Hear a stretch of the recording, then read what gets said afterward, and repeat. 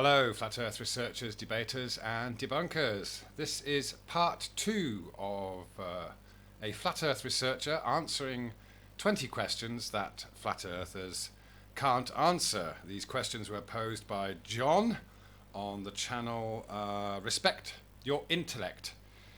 So I'll put the link to part one in the description. And at the end of part one, we just finished off on this question, question 14. Now, in this, John is under the assumption that people looking into flat Earth these days think or believe that the Earth is a disk and it's accelerating upwards through infinite space, which is obviously the kind of information you might get from the Flat Earth Society, which is not what people are looking into these days, certainly not part of current flat Earth research.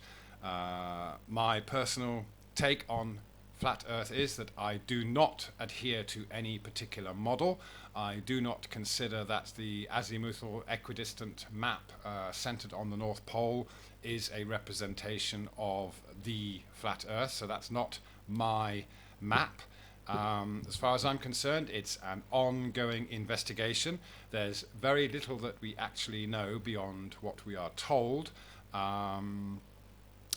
So as far for me, I don't know or believe in an ice wall or a dome necessarily, but obviously we appear to be in some kind of contained environment in order for us to have pressure. So I do not agree, and I do not think there is any science to support the idea that we are on a ball spinning around the sun through infinite space in a vacuum. So let's be clear about that. My understanding and the physics that we have does not in any way indicate what's going on up in the sky. All we have to go on is lights in the sky and images from space agencies, and the idea that a few people landed on the moon, which anyone can investigate for themselves, and at the very least should be able to conclude that it probably didn't happen. We'll hopefully that has given you an understanding of my take on it. It's basically there's very little that we can actually know, and of course we are given a globe Earth model, and apparently what's referred to by John here as scientific explanations. Now, an explanation is something that you can use to describe how and why something might happen, but it's not proof, it's not even evidence, it's just an explanation. Just like you can explain away to somebody why for a police officer stops you, and you can explain any way you like why you don't have your driving license on you. You can give him any kind of story you want. Whether he believes it or not is up to him, and he probably won't if he's he's heard all these stories before. So explanations, to be honest, mean nothing unless they are backed by any proof. And we left off here with question 14. He said, if the Earth is accelerating instead of gravity, where's the energy coming from? So I did want to point out a couple of other things related to the answer that he provides. So we'll just jump straight into that now. And other than bumps in the road and visual cues, it's as if you're motionless, if your speed is constant. If it was true that the Earth was always accelerating upwards to keep us on the ground, this energy for a constant acceleration must come from somewhere, and the sun and moon and other stars would all have to follow the same rules to avoid colliding with us. Scientific answer? The Earth keeps us on the ground due to the gravity it generates. At any point in time, the entire Earth's mass is trying to pull us down to its center. It's just that the ground gets in the way. What's the flat Earth explanation? Question.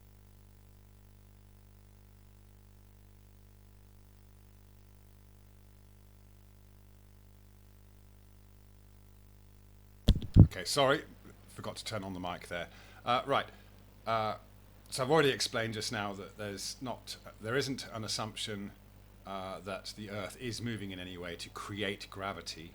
As far as I'm concerned, it's relative density. So we have an object with mass that's dense in the medium of air, and it will naturally fall. The force that you might call gravity, which just means weight, is created by the mass itself. Now, of course, the globe Earth explanation is as is illustrated here, and as he said just now, that the Earth's mass, assuming it's a spherical mass, pulls us towards the center. This is just an explanation. There is no actual proof whatsoever. It's a kind of clever explanation, but it means nothing. Now, of course, if you draw a circle or a sphere in a model, you want to assume a model, then of course, anywhere around the outside of that sphere, then down is towards the center of the sphere in the model.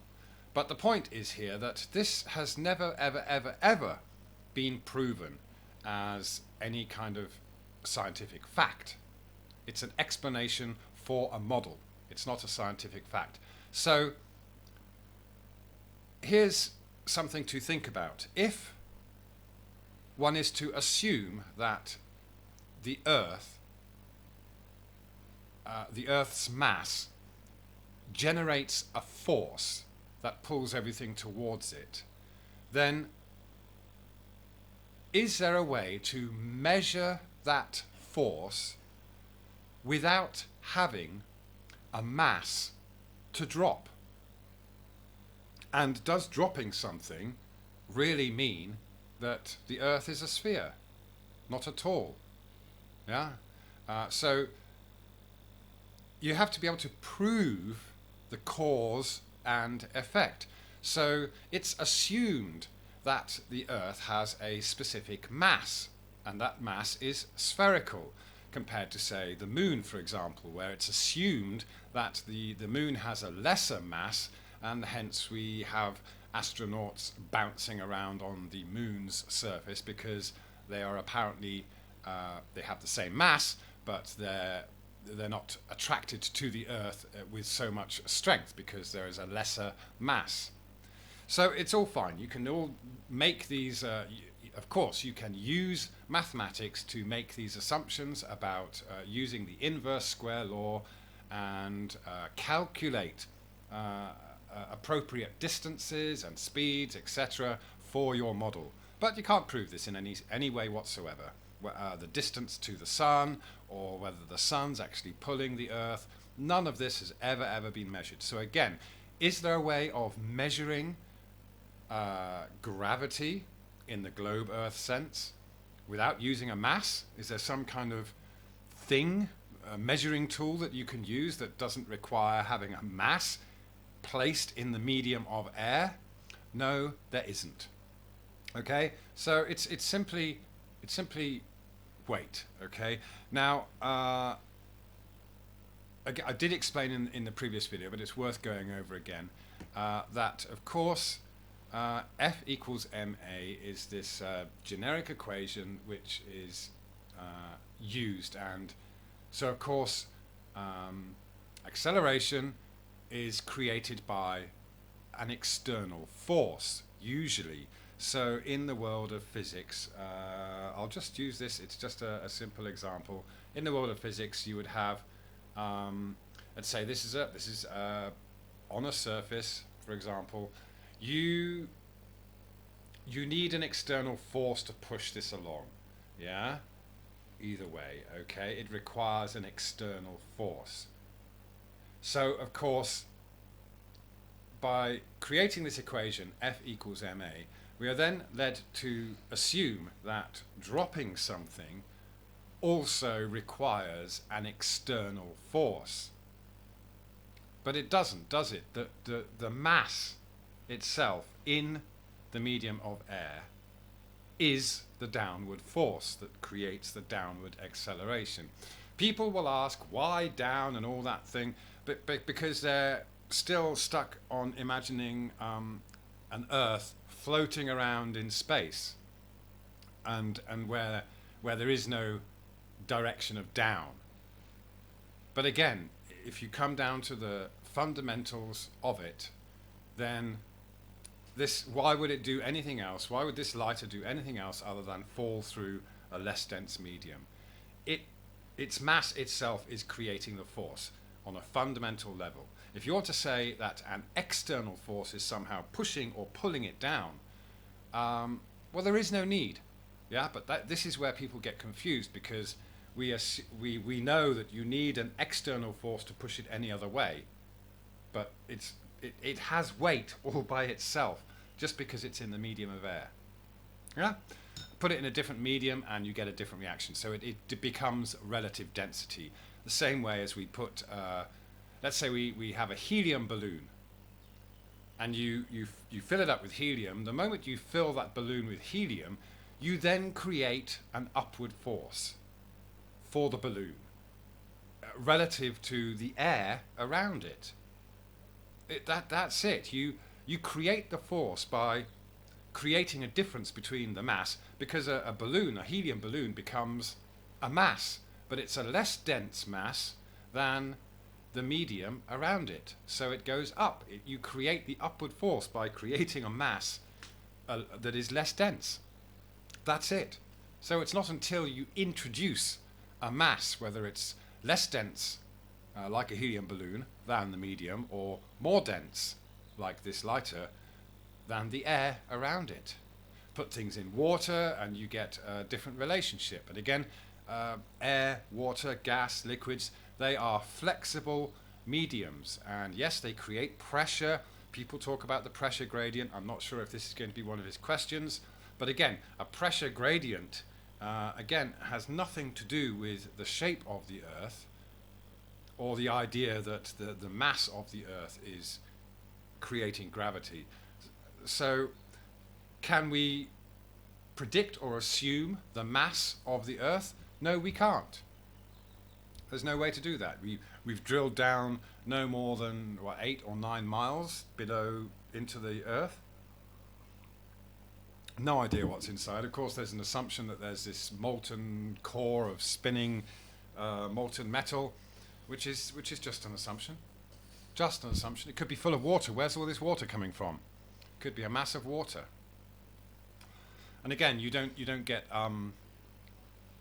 if you have a spinning sphere or a core inside a sphere, well, that's not going to create poles, opposing poles on any particular end or side of the sphere. So this illustration here is just that. It's what they call a scientific explanation, but it's not scientific. It has never been proven. It's never been measured. So this is always what we are talking about. We're talking about the difference between measurable, demonstrable proof and the description or the mathematics used to describe the model. Yeah? So there's a huge difference. There's a huge difference. So this answer here that you see on the screen isn't a scientific answer at all. It's just an explanation to fit the model, not to fit reality. Okay, hope that clears that one up. Let's carry on with the next question. Gravity it generates. At any point in time, the entire Earth's mass is trying to pull us down to its center. It's just that the ground gets in the way. What's the flat Earth explanation? Question 13. How do you explain Saturn's shape through a telescope? If you look through a telescope, you can clearly see the ring going behind Saturn and the moons orbiting in front and behind Saturn. If you take multiple shots and stack them together to get an even higher quality picture, it's even clearer. Scientific answer? Saturn is spherical like all other planets, and its ring and moons just pass behind it from our point of view very normally. There's really not much else to explain here. What's the flat Earth explanation? Question.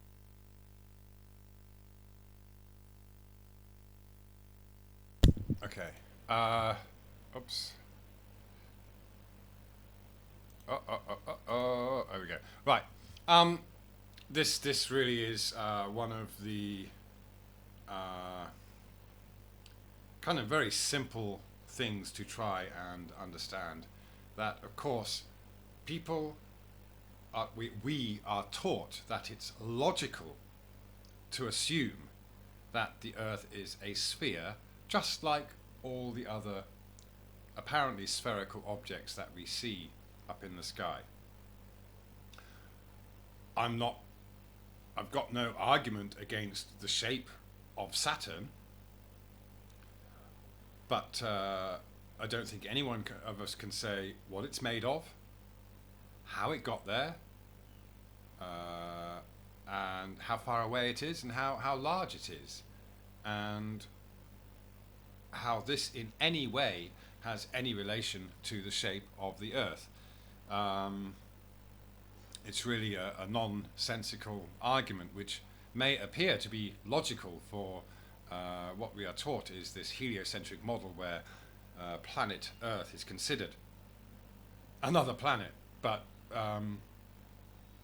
Earth is nothing like anything we see in the sky. Nothing whatsoever like anything we see in the sky. So to call Earth another planet is just a wild assumption. We see these things, and you can look at you can look at the geocentric model, if you like, or any zetetic astronomy, and there is always a way to illustrate or describe the movements of celestial objects, and it's quite interesting that the heliocentric model is it's very simple and it's very dumbed down, to be honest. If you take, for example, the geocentric model, I don't have anything to pull up right now, but just go and have a look, and you'll see these wonderful kind of patterns that you would get from like a spirograph or something like that. And we can see in other models the repetition of the golden ratio, which we see everywhere. We see with the motions of the planets, if you want to call it retrograde motion, this can be interpreted in many, many ways. So again, whenever we're talking about models, there are a multitude of ways that you can illustrate what we see going on in the sky, depending on what kind of angle or central point you want to use as a reference. So no, I'm not claiming that the Earth is at the center of the universe. The way I see it is the Earth is here, we're on it, and we look up, and it's this cosmic clock that works with absolute precision. But each planet, each celestial object or wandering star, as it were, is working in its own time. It's doing its own thing, and they're not necessarily related to each other. They may be following paths around the sun, but the sun is doing its own thing above us. So this does illustrate, though, that we have been given only one particular model to consider and assume and presume that we are another ball in this model. But really, there are so many different ways that you can look at it, and that's what we should be being taught. We should be being taught that there are a number of ways that we can illustrate or describe or explain the movements of the objects in the sky. And there's no need to assume that because we see what appear to be spheres that we're on one as well. Okay? Clear. Scientific answer: Saturn is spherical like all other planets, and its ring and moons just pass behind it from our point of view very normally. There's really not much else to explain here. What's a flat Earth explanation? Question 12. How could two flat earthers agree on the sun's current altitude without lying to each other? The west coast of the US, which is in Pacific time, will be 3 hours earlier than the east coast, which is Eastern time. Even a simple sunrise or sunset across the horizon couldn't possibly happen at different times on a flat plane. So, how could it be that the west coast would see the sunrise across the horizon at a very low altitude at around 6 a.m., while the person on the east coast would see it already halfway up in the sky at 9 a.m.? Answering perspective here is wrong because it brings up more questions than it answers. Okay, so he wants to avoid completely the whole thing of perspective because it asks more questions than it answers. There is nothing wrong at all with having more questions. That is scientific investigation. Yes, this is the problem. It's all been simplified and dumbed down for us, so we can believe that we're smart apes that have just about got enough intelligence to understand this, or the people that tell us this is how it is are of some kind of superior intelligence. There is nothing wrong whatsoever with being with having something that raises more questions. This is what we're doing. This is the whole thing. Yeah, everyone assumes that we have these answers with these scientific explanations already, but no. The thing is, there are many unanswered questions, and any observation by any two people, three people, whatever, is governed by the laws of perspective. They affect. You can't avoid making an observation, and the whole thing with perspective. And this is something that's never ever been considered or taken into account throughout the historical accounts that we're given of all the different models and the whole flat Earth thing, etc. You know, we go back 2,000 years to whatever. Perspective has never ever been a part of the arguments or the conclusions or the explanations. So no, he preempts using perspective by saying, "Oh, you can't use it." So he wants to stick to this, a question that and doesn't want to be given an answer that's related to perspective. So yes, two people. Let's say if you're on how wide is America? About 3,000 miles. So yes, if you're 3,000 miles closer to a local sun, however high the sun is, again, that's not something that I or many other people would claim to know or be able to actually measure. It's an intangible object in the sky. We simply cannot tell. And yes, two different observers would see something very different. And this is not the same as a side-on view, in which you could create these kind of angles to the sun with a side-on view, because the observer's perspective is unique. Every sunset, every sunrise, every observation is unique, even with people standing next to each other on a beach or whatever. Their observations, their horizons will each be unique to that individual observer. So again, this is one of the cruxes of the issue here, is that we are given these side-on illustrations of the globe and the sun and the moon and what have you, and told this is how it works because the Earth is rotating, and again ignoring perspective, ignoring the fact that these calculations are based on observations made by people on the Earth using our eyes, using cameras, using telescopes, whatever.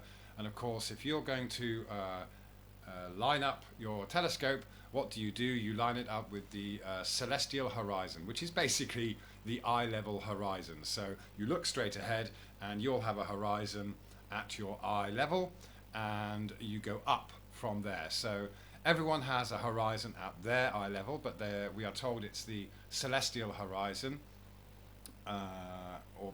which relates to the celestial equator rather than the alleged Earth's equator, with the axial tilt and the north pole pointing this way.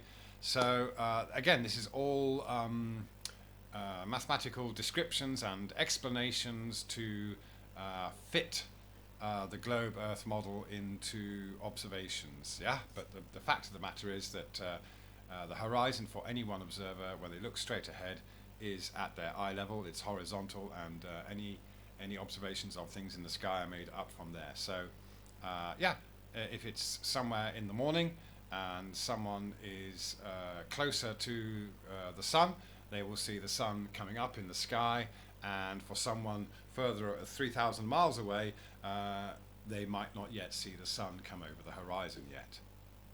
It's really so.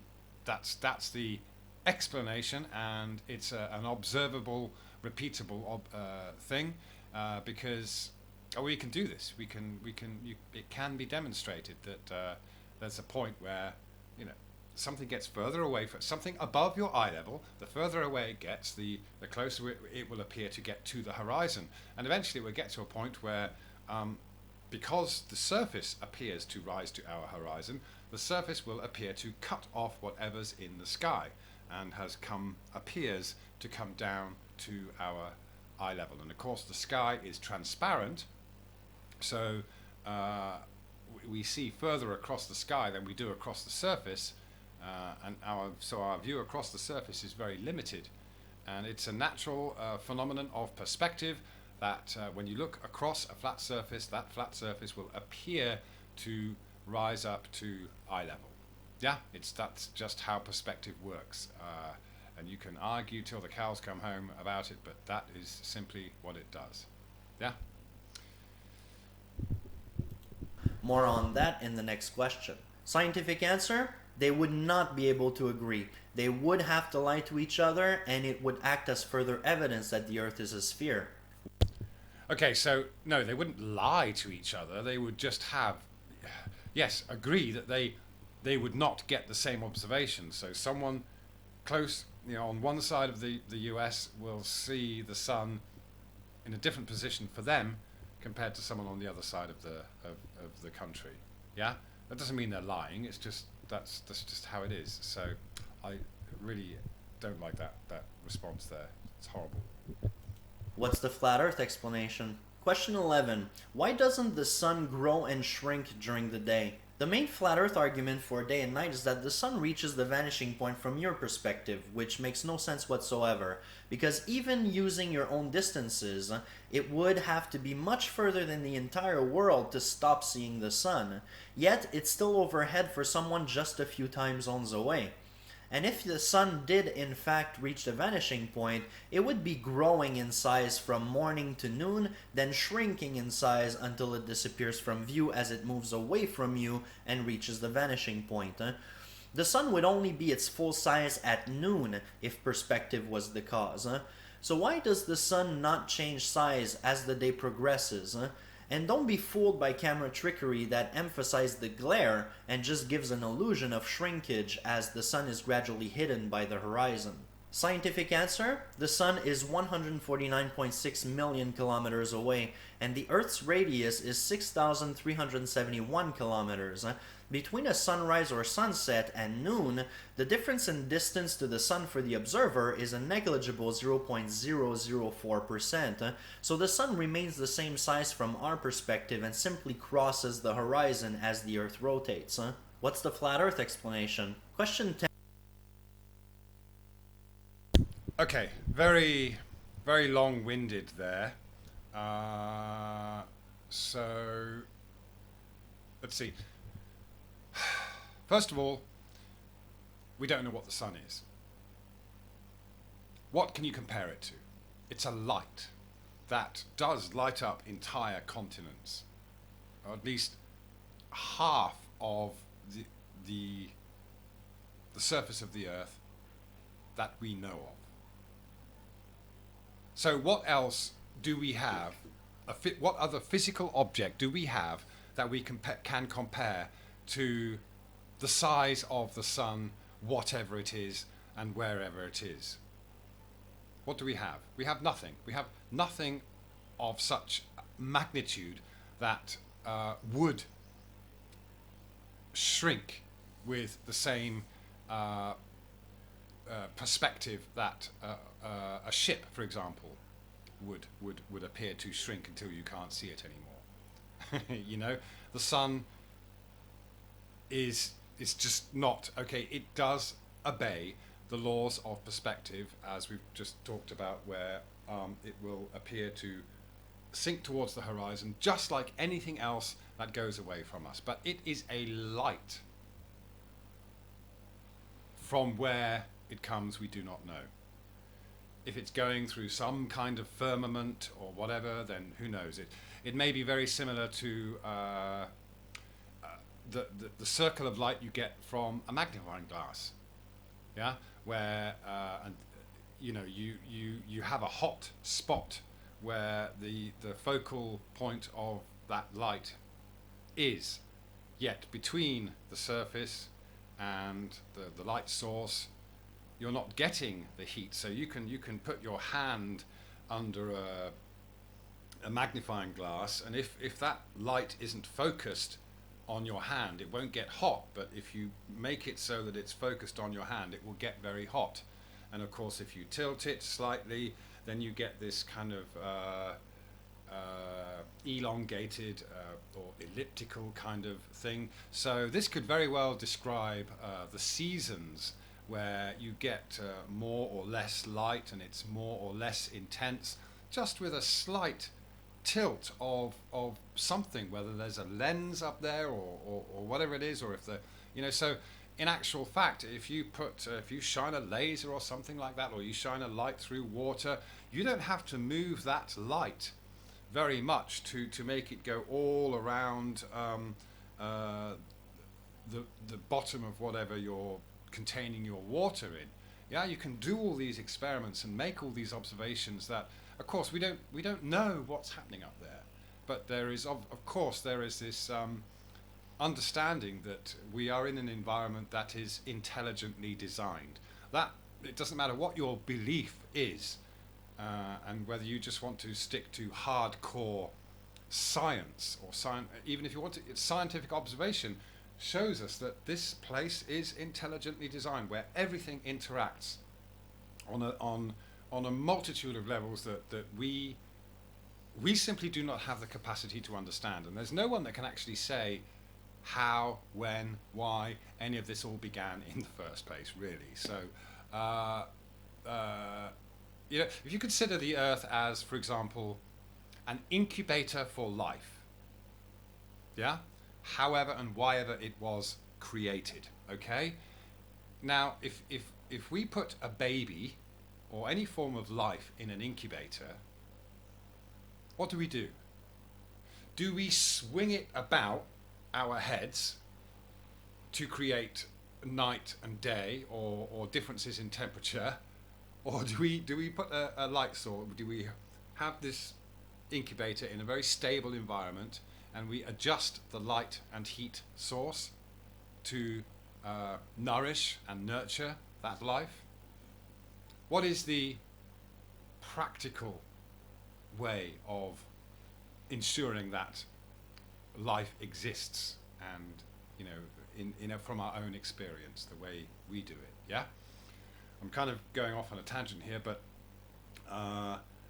so there is okay, and the sun and the moon will actually often appear to be larger when it rises and sets, because we are looking through more and more air that causes refraction in some senses, and it causes magnification. It's just like using water, because obviously the closer you are to the surface, then the more water vapor and everything is going to be in the air.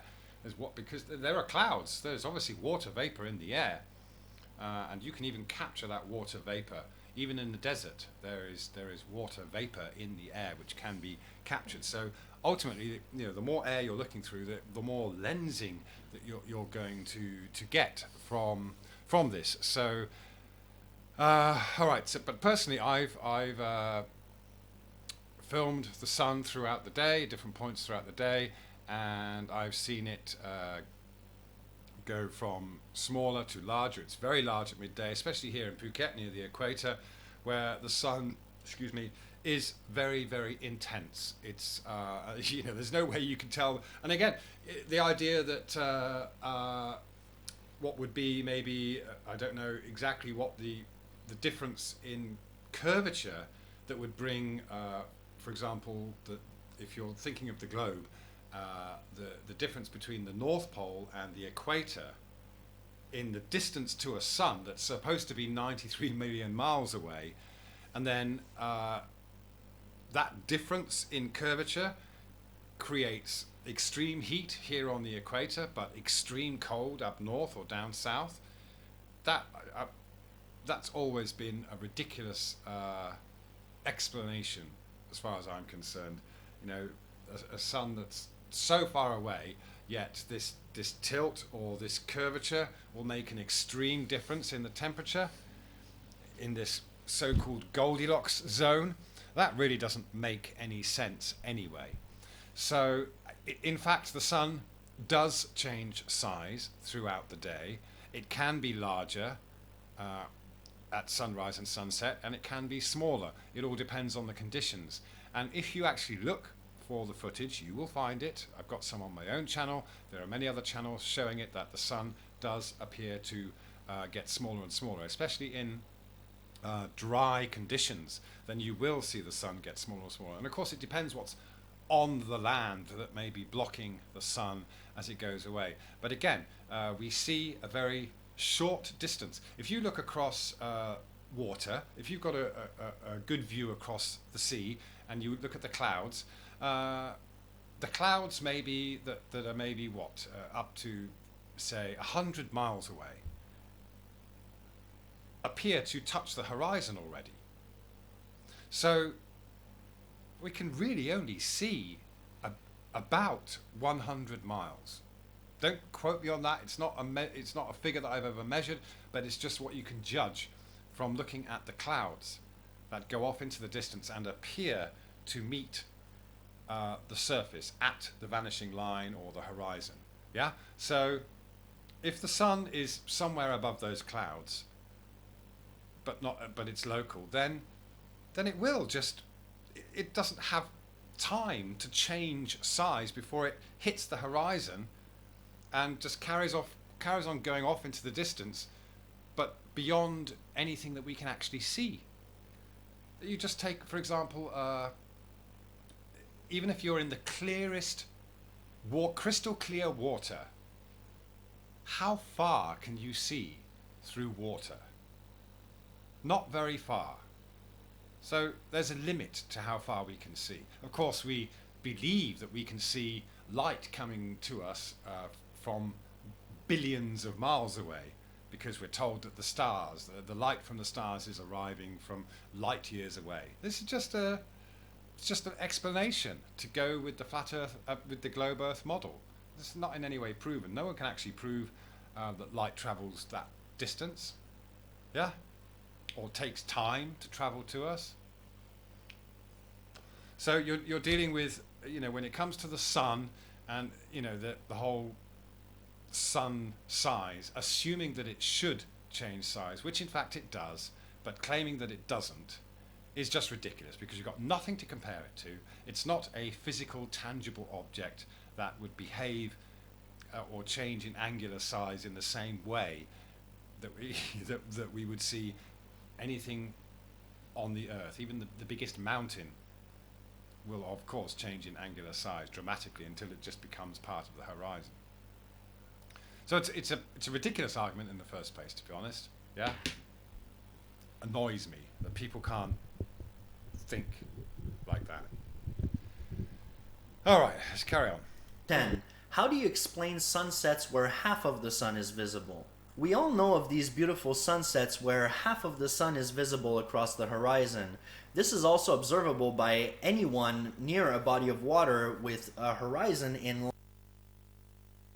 Okay, I'll stop him there because it's obviously know where he's going with that. Now, the first thing I did when I started looking into flat Earth was I couldn't take my camera up high. I don't have a drone or anything like that, so I took it down low. You get down low to the surface, and the first thing you notice is that yes, the surface comes up to your eye level, and the surface will cut off anything that's above the surface. And the further away that thing becomes, the more it gets cut off. So a small, excuse me, a small deviation, dimple in the surface. Of course, again, we never get completely smooth surfaces in nature. Look at this water that we're seeing here. It's rugged. It's moving. Okay, it's going to make light behave in a multitude of ways. Yeah, so we're always talking about the light entering our eyes. So you can actually see here that as the sun is setting, we've got this. Now you might be able to see it, that there is this mirroring going on, where actually the surface appears to be extending. You see what? How can I say?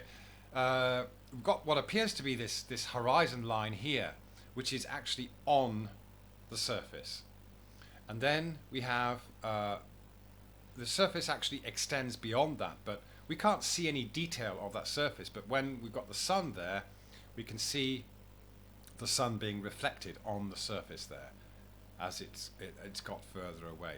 So we have all this distortion going on, and basically the sun just gets cut off. It doesn't mean it's going below the horizon, it's just getting further and further away. And it's actually at the horizon where it really does start to shrink. And so when you see half a sun, it's actually starting to get smaller and smaller. It's already met, it's in the center of our field of view, but of course the surface is already rising up to at the center of our field of view, so it's cutting it off.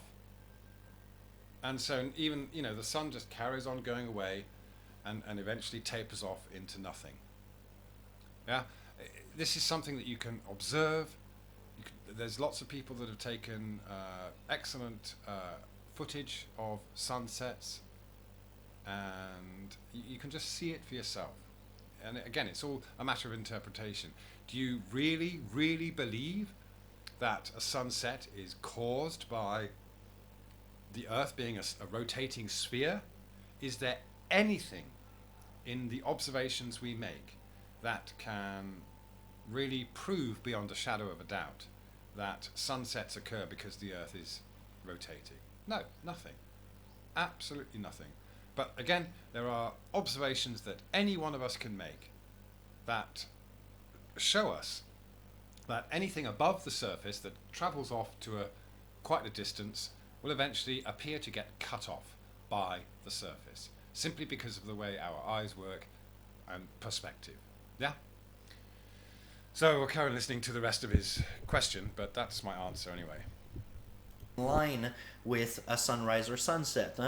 So how could the sun be that big and not nearly close to a vanishing point, but only be half visible across the horizon? Scientific answer: the sun is simply crossing the horizon as the Earth rotates, and the Earth itself is obstructing your line of sight to the sun from your position. What's the flat Earth explanation? Question 9. How do you explain cruise ships and South Pole tour flights that regularly go to Antarctica? Isn't this supposed to be blocked by military in your model? Yet there are a lot of videos up of people either crossing Antarctica, flying over the South Pole, or visiting the edge on cruises. Isn't the South Pole non-existent in your model too? Scientific answer: they just travel there. There's nothing preventing it. What's Okay, I have addressed this in other videos, but no, nobody's denying that Antarctica exists. As I pointed out earlier on in this video, I do not necessarily adhere to this idea that Antarctica is an ice wall. You'll find actually that when people travel from Australia to the edges of Antarctica, the territory that they are flying over has been claimed by Australia. So you get on a Qantas flight from Australia and you fly down a bit, and you're actually just flying over ice and land, apparently, that has been claimed by Australia anyway. So no, you're not going to get shot down. Of course, if you try to go independently to a particular part of Antarctica that where certain nations have laid a claim with the Antarctic Treaty, then you might well be turned back. There are accounts of people who tried to go to Antarctica independently on boats or whatever, and they were turned back by the military. I suppose it depends on which part they were trying to enter, because obviously it's like trying to get into another country without first getting a visa or getting permission from the authorities. It's no different if you want to try and enter particular parts of Antarctica. And okay, the South Pole. Now I have an idea that actually compasses could well be pointing to the South Pole. The South Pole may well be the middle of the flat Earth model or map as we know it. But again, this is something that it requires more research and investigation. But I'm not claiming it one way or the other. But of course, this whole thing about Antarctica is something that's discussed when it comes to flat Earth. But John here hasn't done his research, and he hasn't listened to many of the independent flat Earth researchers out there who don't really make this claim. Of course, exploration is something we should do, but I'm of the opinion that Antarctica may well be the continent that we are shown, but it doesn't mean it's on the bottom of the Earth. Yeah, I think really it's the north that we're not shown much of. We've no idea what the North Pole is like. We're told it's just ice and there's nothing there. Who knows? Who knows? Yeah. So this idea about Antarctica, you really should have done a bit more research before asking this ridiculous question. So no one actually denies the existence of Antarctica. What's the flat Earth explanation? Question 8. Why is there a gradient in air pressure? The flat Earth model claims that we live under a dome in a pressurized system. If that were the case, then the air pressure would be the same near the top as it is near the ground. Altimeters on planes analyze the pressure of the air to determine the altitude of the aircraft, so it definitely does exist. You can even take trips to high mountains and experience it for yourself. Okay, I did address this earlier on. A pressure gradient, no one denies that there's a pressure gradient, but you don't need to assume that there is a force coming from the Earth to make that pressure gradient happen. It's simply like people, anything. If you get a pile on, if people are piling on top of each other, then the person at the bottom is going to get squished, and the person at the top doesn't feel any pressure on them. Yeah?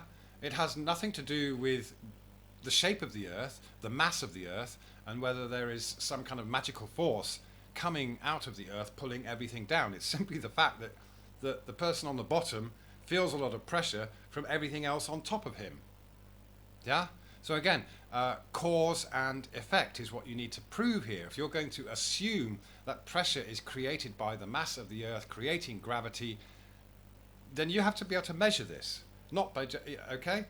Now it's interesting that the air pressure thing for altitude is used for aircraft. Again, this makes no difference to flying across a level stationary plane. There is and in fact it's been used as an excuse, because one of the experiments that I suggested for anyone who can fly and wants to prove that they live on a globe is to simply fly straight for 10 miles, maybe less, and to see if there is a difference in altitude. Yeah, which is what you should get if you're flying above a spherical Earth.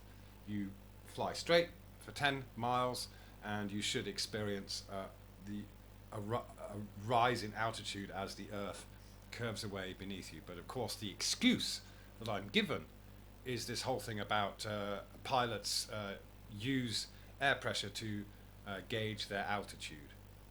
So according to these globe Earth advocates that are pilots, they cannot or will not perform this simple experiment of flying straight to see if there's a difference in their apparent altitude. So again, it's not really a question that is coming from any kind of proof of the globe. Yeah? Cause and effect. You have to prove the cause, which no one's ever done. It's just an explanation. And doesn't make any it doesn't relate to the shape of the Earth. And before you give the example of a vacuum chamber sucking the air into it, you need to know that vacuums don't actively suck the air. It's just the pressure equalizing and finding a balance very quickly with the weight of the atmosphere above us. So how would you explain the air pressure gradient, as well as the fact that the higher pressure near the ground doesn't escape into the lower pressure at the top? Scientific answer? Atmospheric pressure is determined by the weight of the molecules above a certain altitude, due to the Earth's gravity pulling down on all molecules. So when you're closer to the ground, there's more atmosphere above you than below you. The weight of this atmosphere is what creates higher pressure near the ground, and why it's gradually decreasing with altitude, because there's less and less atmosphere above. Okay, so this illustration on the right is really what I was kind of saying with the pylon of people. Yes, the molecules or whatever's on the bottom is going to experience more pressure than the ones on top. But again, it doesn't. Look at this picture on the left. Again, it's an illustration. It's hearsay. The illustration on the right is more akin to what we actually know and experience, but it doesn't prove the cause. It doesn't prove that the Earth beneath these molecules is of a certain mass or density or volume, or that it's spherical. It doesn't prove that things do the opposite to what the laws of physics dictate, sticking to the outside of a sphere. There is no physics for this. And it's also funny that you actually have to believe, okay, if you believe in this sphere and gravity, you actually have to, it goes against all known physics. There is no physics, even, magnetism doesn't work like this, where the more mass something has, i.e. the heavier something is, the more easily it will stick in opposite directions. Doesn't make sense. Above you. Oceans are the same way. The deeper you dive, the more pressure increases because there's more and more water weight above you, weighing down on you and the water around you. To know more, you can look at how much pressure deep diving submarines have to hold up to. What's the flat Earth explanation? Question 7. Why can't you see Kawakini from the peak of Mauna Kea? These two locations are only 303 miles apart, so surely on a flat Earth this would be entirely visible on a clear day, especially with the fact that you're 13,800 feet above sea level at the peak of Mauna Kea. If you doubt this, remember that there are instruments like telescopes that could help you see even further. So why can't you see it? Scientific answer? Because the horizon is about 144 miles away. The curvature becomes too steep and the entire island is out of view even when you're almost 14,000 feet above sea level. Kawakini is actually hidden by about 16,800 feet, even with your high elevation taken into account. What's the flat Earth explanation? Alrighty. What was he talking about there? 200, 300 miles? So, yeah. I mean, again, visibility. How far can you see? Just go, again, this is something that you need to research. When people say, do your own research, they mean research everything that's related to observations and physics, and see what can or cannot be proven or can or cannot be justified as, again, as what he calls a scientific explanation. Things aren't hidden by curvature. We talked about perspective already, but visibility. How far can you actually see? Ask a pilot, or go and find out. Look at your local weather station or weather stations and see what the visibility is for that day. due to humidity and all sorts of other things. Yeah, again, you can't. Sometimes you can't even see across a city that should be well within the alleged curvature, but it's just smog, dust, haze, whatever. So, a simple explanation to a very, again, question that doesn't prove anything. Question 6. Why is the night sky completely different in each hemisphere? Depending on which hemisphere you're in, all constellations are different. Polaris can be seen from south of the equator, and the moon is upside down when comparing pictures taken from the northern and southern hemispheres. So why are there two different versions of the night sky and the moon, and why can't the North Star be seen at all from below the equator? Scientific answer: each hemisphere of our spherical planet is pointing in opposite directions. The Earth is always pulling us towards its center, so from the north and south... Yeah, of course, I know where he's going with this, and so I'll just butt in and answer that perspective. Nobody knows how far away the stars are. They are points of light in the sky, and to say that one is millions of miles away and then another is another million or billion miles away is ridiculous. Again, there's no measurable proof to say that they are this size or this distance or that distance, yeah? So again, the further away you get from something that's above you or above the surface, the lower it will appear to be towards the horizon, yeah? Simple explanation. And I did a video recently where it shows that observations of Polaris at each latitude, for example, at 20 degrees latitude, 40, 50, 60, whatever, the angle at which we view Polaris on the Earth is equivalent to the latitude. And of course, the angle is an angle above the horizon, which is again the observer's eye level. So these points of latitude are equivalent to the angle at which we see Polaris above the horizon. When you plot these all as points, then you actually get a curve.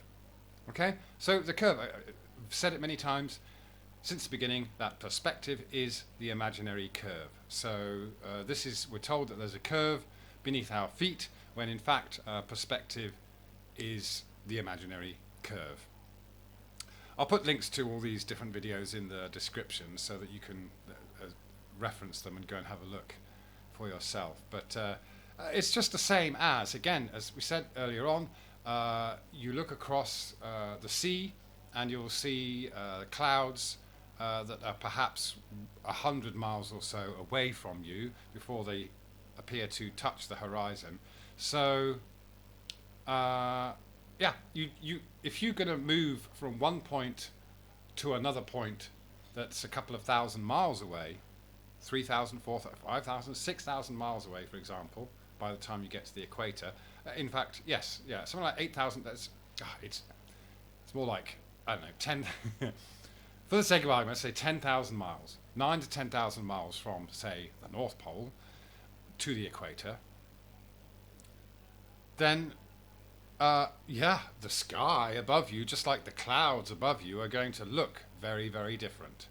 So, if you want to talk about the flat Earth model, as it were, all the stars are perhaps in one or two layers of what height it cannot really be known, but not very high above us. So the further away you get from one particular location, the lower in the sky that is going to appear to be, and of course the further away you get, then other stars will come into view. So who knows what the stars actually are, what they're doing. They're points of light in the sky, and they actually appear to be very local. Poles, people are standing in opposite directions too, so they're watching the moon upside down from each other as well. The whole upside down moon thing is again, it's a ridiculous argument that just takes a tiny, tiny bit of research. Get a piece of paper. Oh, if I had a pen here, I'd...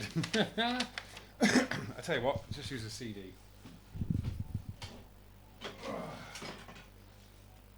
Here's a CD, okay? So if you stand on one side, you look up and you're going to see this side. You stand on the other side, you look up, you're going to see that side.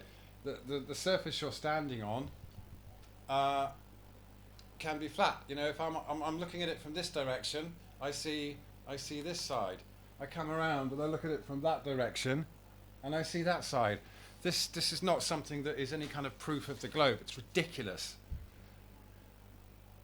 It's also why the night sky is completely different, because the Earth itself obstructs the northern sky from the southern hemisphere and vice versa. Again, that's an explanation just to fit the globe Earth model, but it ignores perspective completely. You could at least, if you wanted to claim that it's because of the globe, you could at least factor in perspective as well. But of course, no. Perspective is the imaginary curve. It's also worth noting that telescopes can maintain a fix on stars through the floor and can be tracked through their crossing of the horizon as they come into view. Okay, he's talking about equatorial mounts. Again, really simple. These computerized or motorized equatorial mounts, of course, you're going to set it at the elevation that you want to see or track a particular star. But let's just say you're looking at something that goes directly overhead. So from one horizon to the other, it's 180 degrees, right? And it's going to take a certain amount of time, usually, let's say, 12 hours. So all that happens is that mechanism continues to go round at the same rate, and voila, the next morning or whatever, 12 hours later, then the sun or the star that you're tracking is going to appear in the same place again, and you just follow it round. It's like a clock. So it's really no different to the hands on a clock. So, you know, people argue that equatorial mounts prove that we're on a globe. Of course they don't. You just go from one horizon to the other, which is flat, and then it just carries on round on the same rate of speed. Again, people don't think. Just got to think, make comparisons, and you can very, very easily come up with alternative explanations that are scientific, because they relate to things that we can actually physically do. What's the flat Earth explanation? Question 5. How do you explain seasons and how they're inversed in each hemisphere? On December 21 or 22, the northern hemisphere begins winter and the southern hemisphere begins summer. On June 20 or 21, the northern hemisphere begins summer and the southern hemisphere begins winter. How do we explain that we experience seasons opposite of each other just from being on opposite sides of the equator? Based on your model, the sun shines from the North Pole to the imaginary south ice wall at any given time. Right, okay, so again, based on your model, he says, and then he does this illustration that I've already stated that I don't necessarily follow this map and the idea of an ice wall, etc. And this just has the sun and the moon going round and round and round. So just look into zetetic astronomy, for example. I'm not saying this is the way it works, but it's a perfectly good explanation that the sun does concentric circles, and they get higher and closer together, and then it comes back down again, like a corkscrew. Okay, so this will give you the seasons. It will give you a broader light and a narrower light, and it will give us differences in heat for the seasons. And again, as I talked about earlier, if we compare it to a magnifying glass, you just need to have a little bit of tilt there, and you'll change the focus and the heat that is generated at that focal point. Yeah. So again, he's referring to a model that isn't necessarily an official model for anyone, and has not really looked into the other aspects of astronomy or alternative explanations. So there's an explanation. Whatever he's going to say next, I'm not sure, but there you go. So there should be no seasonal difference in this. Oh, and again, if you're going to talk about the globe idea that there's this tilt, again, it's something that you can't measure, you can't observe. In fact, school books will tell you that it's just an illustration, it's just an interpretation. But this tilt from a sun that's 93 million miles away anyway, with parallel lines of light shining on it, really shouldn't make that much difference. So the globe Earth explanation is nothing that's ever been proven. It's just an explanation. Southern hemisphere if your model was accurate. Scientific answer: the Earth's axis of rotation is not perpendicular to our orbital plane around the Sun. Instead, we're tilted 23.5 degrees relative to the orbital plane. This tilt doesn't change with our orbit. It's always pointing. Right, just interrupt from there. Another thing about this whole heliocentric model idea, now, if you're in what they call the northern hemisphere, or north of the equator, then the days get shorter and longer, depending on the season. So this is why you would see a difference in the night sky. Of course, if it's getting dark at 4 or 5 o'clock in the winter, then you'll see the stars earlier because the sun is not whiting out those stars, compared to the summer when it's not dark until maybe 10 o'clock at night. So, but here at the equator, I see the same stars at roughly the same time in the same positions every single night of the year. So it's actually impossible to be that debunks the heliocentric model in itself, because if you're here on an Earth and you're looking, and the dark side of the Earth is over here, and you're looking out that way towards the right of the screen because it's nighttime and seeing stars, 6 months later, or even 3 months later, but 6 months later, when you're supposedly on the opposite side of the sun, you're looking that way to the left. You're looking in opposite directions to the night sky. Yet I see the same stars all year round. Again, I've done videos on this. I've got the evidence to show this. This is what we see. But of course, it doesn't make sense to someone north of the equator because they get messed up. And of course, and you also have the changing of the clocks and things like that. So it puts everything out of whack. But for me, the sun rises and sets at pretty much 12-hour cycle. It varies slightly, and we do have seasons per se. But not like those seasons in the far north. But yeah, so again, this model isn't an explanation that actually fits with our reality. Pointing towards the same direction in space, which also explains why the North Star is always overhead at the North Pole. As we move around the Sun, the northern Again, when it comes to the North Star, you're talking about, as he says here, a distance of 149,600,000 whatever million kilometers. Yet the North Star doesn't change at all throughout the year. Now, of course, the explanation is that the star is so far away that you don't see this change. But how about the alternative explanation? That it's just there. The Earth doesn't move, and the stars are doing something. Hemisphere will receive more sunlight for half of the year, while the southern hemisphere will receive more sunlight during. And of course, it actually turns out that with these elliptical orbits that the Earth is said to be doing around the Sun, that it's funny that it's in the winter time that the Earth is said to be closer to the Sun, and in the summertime when the Earth is said to be further away from the Sun. So that doesn't fit with reality either. The other half, the half of the year that receives more sunlight is spring and summer, and the half that receives less sunlight is fall and winter. What's the flat Earth explanation? Question 4.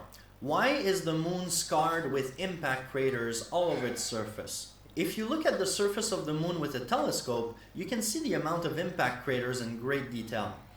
There are also a lot of observers actively looking and recording impact flashes on the moon. How do you explain this scarred surface on the moon? What do you imagine the surface of the moon is even made of? Why are there any craters at all? Scientific answer? The moon doesn't have an atmosphere, and space debris hits it all the time. For us, the debris burns as it disintegrates with the friction in the air when entering Earth's atmosphere. However, on the moon, it just hits the surface without opposition and forms craters on impact, as well as an explosion that we can see as an impact flash. What's the flat Earth explanation? Okay, so he has the assumption that these are impact craters, but if you have a close look, a lot of these so-called craters have kind of what would be, I don't know, a nipple, as it were, in the middle that's coming out as well. Now, are these impacts that are being seen, or these flashes of lights, are new impact craters being created? Has that been evidenced or shown? We don't actually see things hitting the moon's surface. We do not know that they are impact craters, and there are no kind of diagonal scars or anything like that. They're all, if they are impact craters, which I don't believe they are, then everything's hitting the moon straight on, like you're dropping something straight down into sand or something like that. There's none of this. It doesn't appear to be any scars going that way or that way. So. There is, in the electric universe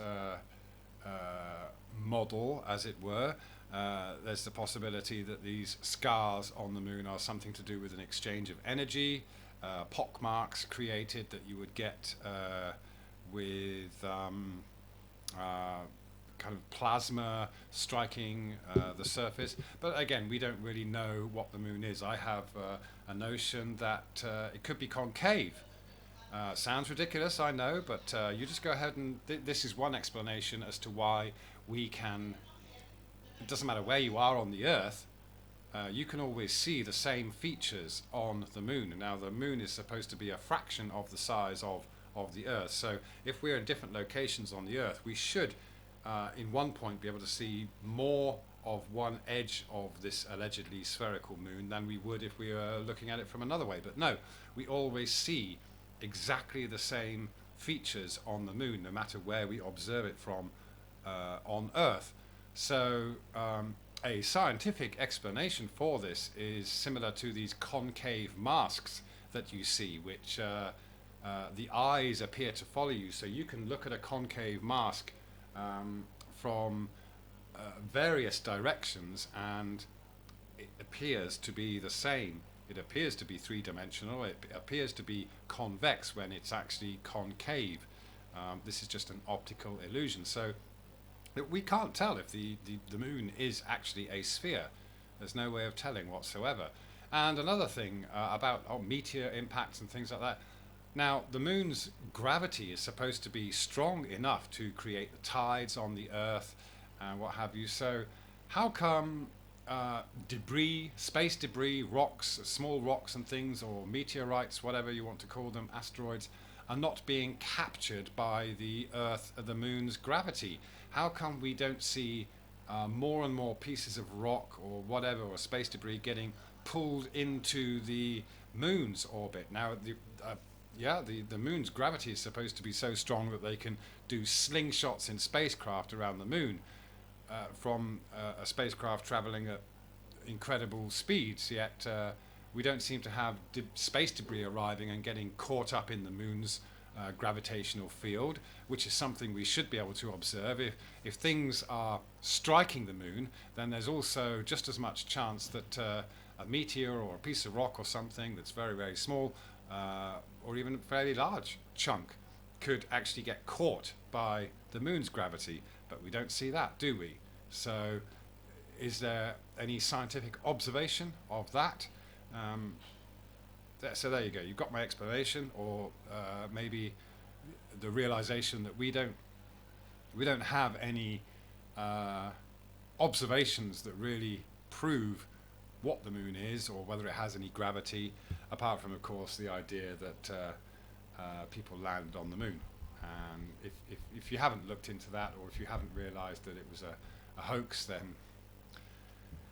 then whatever. Yeah. Question 3. How is the direct Qantas Flight 27 from Sydney to Santiago, Chile possible in 12 hours? This flight boarded tens of thousands of passengers. Many people even recorded their route. If the flat earth model was accurate, then this flight would have two possibilities. Either it would go in a straight line and have to fly over both Americas, or it could try and respect real-world observations made on the flight and take that route to fake being on a globe. For the first option, no one has ever flown over the Americas to get to that destination, so that's clearly wrong. This leaves only one option. Planes take the long way. The circumference of the Earth we currently use to navigate accurately is 40,000 kilometers. If you draw a line from the North Pole to the South Wall, it's equivalent to half of the circumference we're already using, so 20,000 kilometers. Now this on the flat Earth map is only the radius. So if we calculate the circumference of flat Earth with a 20,000 kilometer radius, we get a circumference of 125,663 kilometers. So on the long way, you would have to circle around a bit less than half the world, so about 62,000 kilometers. This aircraft is the Boeing 747-400, and it has a maximum range of 14,200 kilometers, which is only about 1/5 of what would be required on a flat Earth. A flight this long would also take about 66 hours instead of the 12 hours we actually experience. Scientific answer? On a globe, it's a pretty straight line, and these locations are about 11,300 kilometers apart. Very simple. What's the flat Earth explanation? Again, he referred to a map that I said I don't necessarily advocate or hold as my model. So there's that to start with. I will just bring up this.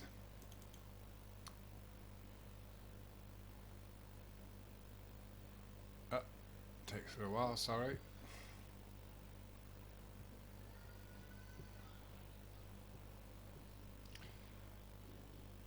Here is, just wait for it to become clearer. Here is just one example of the many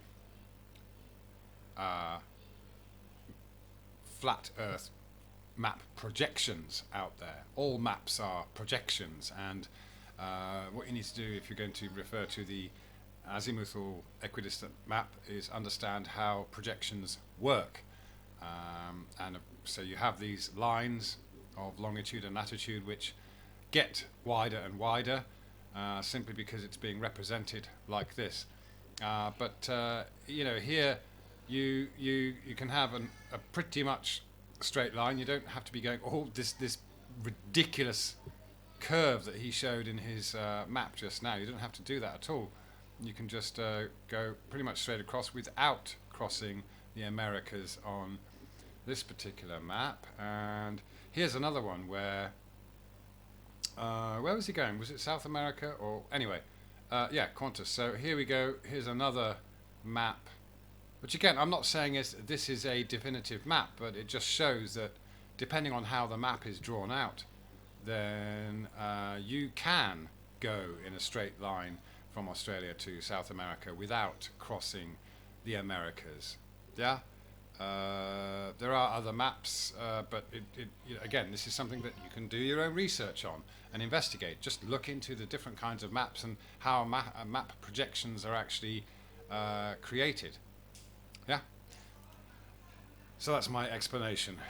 Question 2. How can mountains cast shadows on clouds?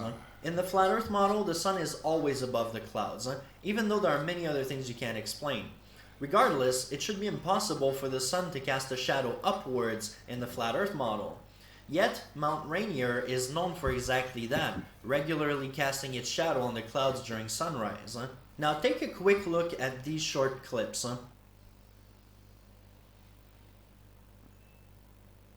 There was no denying it. In a way, it's kind of, in some ways, funnier. If the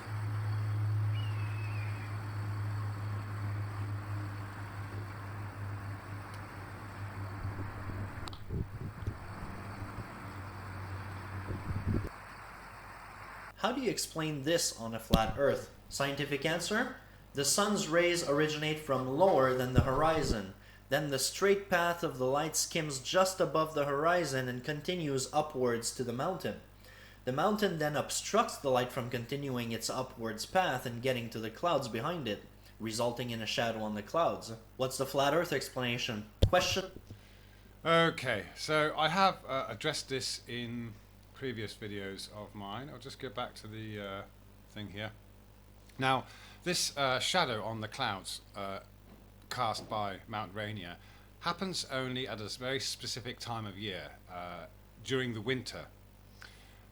And we have very, very low clouds. And this happens, I think, at sunrise. And so we know that shadows expand. Yeah, so we have a very kind of weak light at the moment reaching the mountain, casting a shadow on the mountain, and those clouds are pretty much, if you go and have a look at other shots, you'll see that the cloud base is pretty much level with the top of the mountain there. So that shadow only has to go up slightly, expand slightly, to cast a shadow on the bottoms of these clouds, which as they come across towards the viewer could well be at about the same level or even lower than the mountain itself. But besides that, shadows do expand. And of course, this always happens at a time when there is snow on the ground and on the mountain. Snow is highly reflective. So what you are actually getting as well is the sunlight hitting the snow, and also the light is then being directed upwards as well, which will also create the shadow. So there is an explanation, and this is about the only place in the world that you can see this phenomenon a specific time of year in specific conditions. So you know, again, this really is cherry picking to fit the globe Earth belief.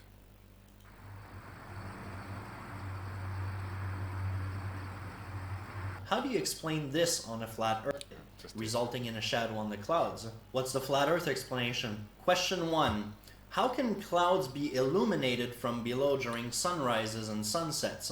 In the flat Earth model, the sun is always overhead. Right. Okay, now look, he's saying that the clouds are being illuminated on the bottom. I've addressed this in recent videos as well. Hopefully I'll remember to put one in the description.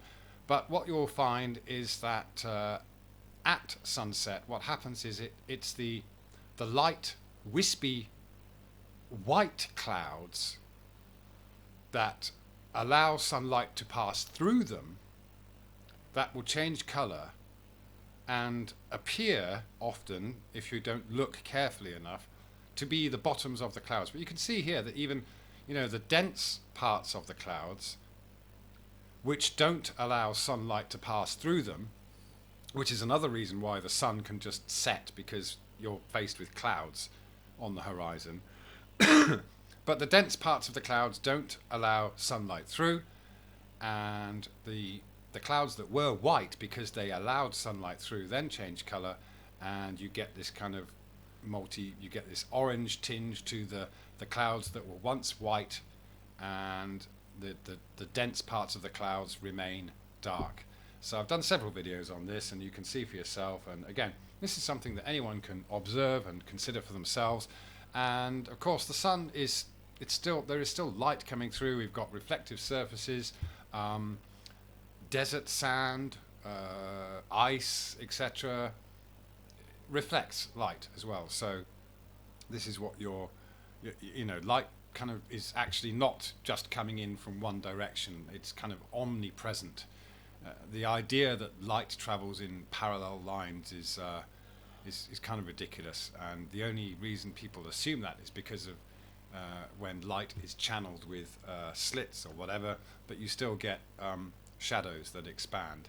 So there is a perfectly viable explanation, but actually the observation itself is false, because it's not the bottom of the clouds that are being lit at sunset. So there you go. How can it be possible that clouds are illuminated from below and still shady on top? Again, you can see it right here. Yeah, it's the combination of the light parts of the clouds against the dense parts. That's it. It's not the bottoms being lit up. Even if light bounced back from the surface to the underside of the cloud, there shouldn't be a way that the top of the cloud would remain shady. If you doubt that clouds block the light, you can experience the shading effect for yourself whenever it's a sunny day and a cloud passes between you and the sun. The result is that you'll be in shade because the cloud blocked the majority of the light from getting to you. Yeah, again, this is an explanation that you can apply to sunsets. Again, remember that the clouds, when you're looking at, you have a long view across water, for example, or a desert, or whatever it is, the clouds, or the salt flats, the clouds appear to hit the horizon. Yeah? And the sun is higher than the clouds at some point. So, of course, it's very, very simple. The sun is higher, but it gets further away, and the clouds block the sun. The clouds that appear on the horizon block the sun, just like they do when a cloud passes over you and it blocks the sun. You're in shade. You get shade because the sunlight is blocked by the clouds. So just take that and put it into the distance and realize that the closer clouds that you can actually see on the horizon are blocking a more distant sun, but it's all compressed in our vision at the vanishing point or line. It's very, very simple. And before you send your answer, make sure it also answers why mountains always receive sunlight from the top first. Just like the mountain, the sun's rays originate from lower than the horizon, then skims the top of the horizon in a straight line, and continues upward. Now, again, what you will find is that's not necessarily the case. You have to make lots and lots of observations if you're going to claim that. What you'll find in the morning, for example, is that it's a gradual thing. There is no like Terminator line that you see, and you will have, of course, you might have hills and mountains further away from you that you can't see. They are just part of the horizon, but physically they are still higher than you, usually, whether it's Everest or whatever that mountain might be. Yeah, even if you can't see it because it's just part of the horizon, it still physically blocks the sun. You can do this. You can watch if you've got hills nearby. You can watch the sun go beyond the hill. So it doesn't matter once that sun has gone beyond the hill, it doesn't matter how close or far away you are from that hill. That hill blocks the sun if you don't get higher than the hill. It's just simple stuff. It really is, that you can use everyday real life observations to realize. Upwards to eliminate below the clouds. The cloud itself is dense enough to not let much light through and keep the top of it in shade. What's the flat earth explanation? If you're a flat earther, think about what made you get into it in the first place. Maybe it was pictures where you can't distinguish a curve. Maybe it's just your mistrust in government entities. Or maybe it was long-range pictures that seem to show too long of a range for a curved earth. If you didn't know, the current world record for the longest range picture is 443 kilometers. These types of long-range pictures are taken by people who study photography, geometry, refraction, air dryness, ambient light, turbulence, and air particles. Then they combine all this knowledge together to position themselves at the right elevation and the right location to aim for a specific target. So some pictures of long distances do exist, but they have to be very carefully planned out and executed since the spherical shape of our planet makes it very challenging. Now let me ask you this. Isn't it tiresome to hear flat earthers' illogical answers to questions? That their answers... To be honest, it's tiresome to hear of the same old explanations and excuses for not coming up with any measurable proof, explanations that have alternative answers and haven't been thought through, yeah? And you ask what got someone like me into researching the flat earth in the first place. It's like anyone. It was something that I might have heard about but ignored for a long time. And then when I heard some of the explanations for it, I then went out and did my own research and did my own experiments, whether it was trying to measure the cooling effects of the moonlight, whether it was attempting to find out what happens at the horizon, studying light and all these things. What you actually end up realizing is that there is no measurable, demonstrable proof for any of the globe Earth model. There are always alternative explanations and observations that can be demonstrated as being real, practical, scientific observations. Yeah. Again, horizons, if you look into it, if you study it, if you try it for yourself, horizons are not curvature. It's simply not a thing. Horizons are an optical phenomenon. The sun, as we explained, again, the whole globe Earth is based on observations in the sky, assuming the size of the sun. And you know, if you're going to assume that the sun is at the center, then the only way you can make day and night is by having a spherical spinning Earth. It's just an idea. It's just a theory based on the idea of having the sun at the center and the Earth going around the sun. Yeah, it's just a model which doesn't reflect our reality.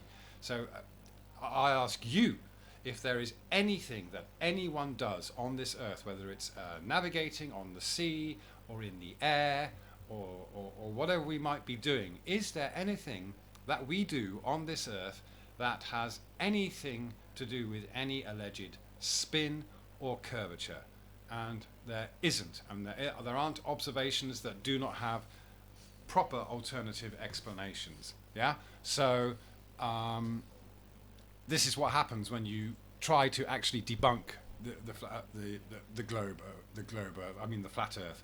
You realise that the globe Earth is a load of bollocks, and it does involve looking into so-called space exploration. And when you see that, for example, it's obvious that footage of people supposedly on the ISS has people on wires, or is done on green screens, or they're using hairspray, or things like that, or there are so many things they don't show us, the fourth wall, as it were, 360-degree views. You don't see the moon, you don't see the stars that we should see. And you get excuses about light exposure and things like that, even when the sun's not there. Just all these things, yeah, that you do not see. So it involves a lot of investigation, a lot of research, and a lot of experimentation. And many people have contributed to this. They've shown that we can see across distances further than we should be able to, given the globe Earth mathematics. No one had an idea. There wasn't any official figures for the rate of what should be Earth's curvature, and still until people started investigating it and actually trying to work out what the 8 inches per mile squared. This wasn't a thing. It just wasn't available as an official figure until people actually started researching it. So a mistrust for government? Well, I mean, there is probably not one person on this plane who will disagree that politicians and people like that lie. But the thing is, what you don't understand is that you'll probably assume that, thousands of people, all these people working in the space industry and building satellites and rockets must be involved in the conspiracy. No, they are just doing a job in very compartmentalized work, they got a career, they have a belief in what they're doing, they make these things, and then they believe that they're sending things up in rockets that then go off into space, and what they get in return is pings and a few computer-generated pictures, and basically computer-generated models that have been run millions of times before they ever sent anything up into so-called space. So yeah, that goes for these people working on the Cassini project and things like that, or people sending what they think is a rover to Mars.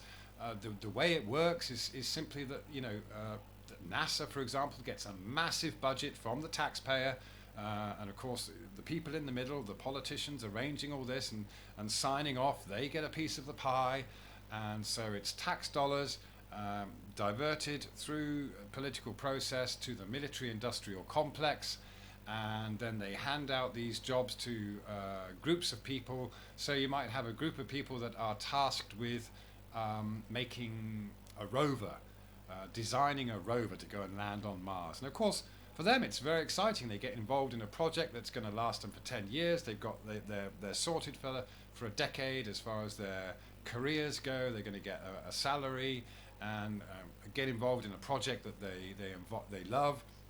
They've got to come up with create manufacturing and building this rover, and then they put it together, and then they think they've stuck it on a rocket that's going off into space, and then a few years later they get pictures of a desert that looks just like someplace on Earth back, and they believe that they sent a rover to Mars, and the salaries, etc., that these people get compared to the actual expense and the money that's funneled into it is minuscule. So it's very easy if you use your discernment to see how there don't need to be that many people in the know, and even politicians are not necessarily lying, and these people building space technology are not lying. They really believe that they are sending things to space. There's only a few, and you even see it with alleged satellite launches. The Ariane rocket is sent up from somewhere in, I can't remember where they do it, but basically you've got mission control. They're sending up a rocket from somewhere else, and then they're getting the information back from somewhere like Moscow. So all this information is getting relayed to people, and it's not eyes in the sky. There's no live footage for these people to look at.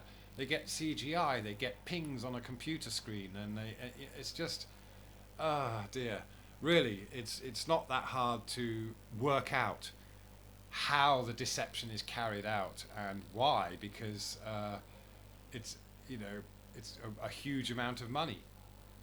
It really is. And then to assume that Russia and China and Japan and etc. will dob each other in if they find out that the moon landings were fake. No, it's a great business model that each nation becomes privy to, and then okay, so this is a way we can take loads of money from the public, funnel it into this thing, give them some CGI in return, and the fat cats in power get fatter. It's just the way this corporate military industrial complex run world works. It really is. So and they rely on belief and the comfort people find in having those beliefs, and that the governments are doing things in their best interests. Yeah. So I won't even play the rest of the video. This guy's voice annoys me intensely, and if you're annoyed by my voice, then whatever. Thanks for listening, and hopefully it's given you some food for thought, and you'll just go out and do your own research as to what is and isn't fact, and what is and isn't science. So just to round off this, a lot of people assume that flat earthers want to take people back to the Stone Age, and that they ignore science and physics. No. We demand scientific inquiry. We demand measurable proof.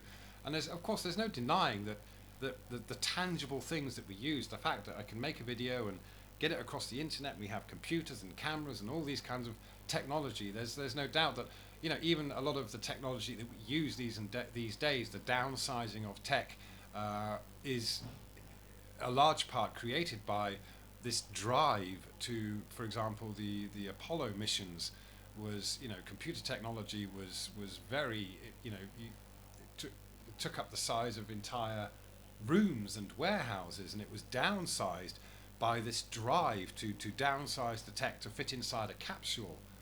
So, yes, something like the Apollo missions did a lot for the advancement of technology and making it more compact and increasing processor speeds and what have you, and it's gone on exponentially since then. But it doesn't mean that they went to the moon. It just means that they managed to get a whole bunch of brilliant minds together to really work hard with a direction, a collective direction to produce some very good positive things. But unfortunately, ultimately, we were given an illusion in return for this tech that we now have. So no one denies science, no one denies the brilliant minds that have been involved, but you also have to understand and use your discernment to realize actually how easy it is to carry out such what appears to be a massive deception, because all it needs is a TV in every household, and most people have 2 or 3 by now. So I hope that has answered the questions, probably not in the way you want, but it will at least give people some incentive to do their own research. That's all any flat earther will ask. Do your own research and do your own experiments and just see if you can prove anything that is said to be a scientific explanation related to the globe, and you'll find you can't, and then you'll realize the Earth is not a spinning ball. Thank you very much.